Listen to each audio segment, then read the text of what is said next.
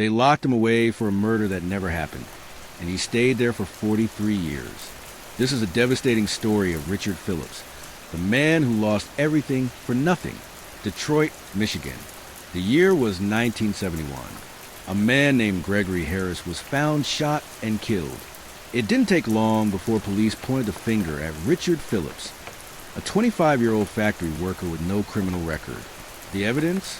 A man named Fred Mitchell, who claimed Richard helped him commit the murder.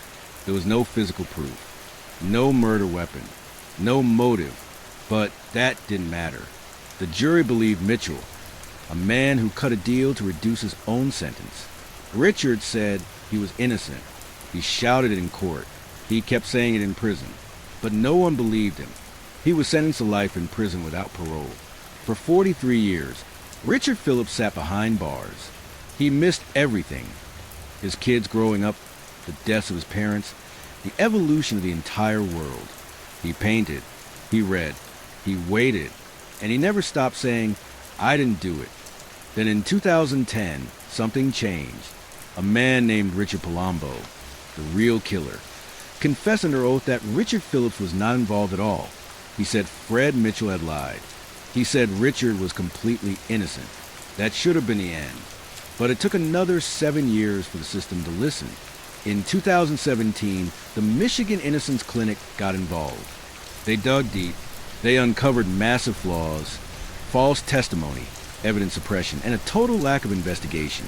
And finally, in 2018, the court ruled that Richard Phillips was wrongfully convicted.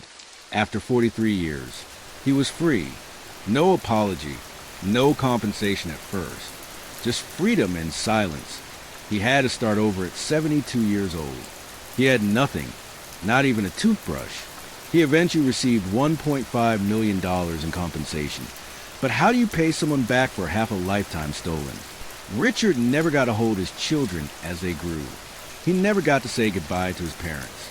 He missed birthdays, holidays, entire decades.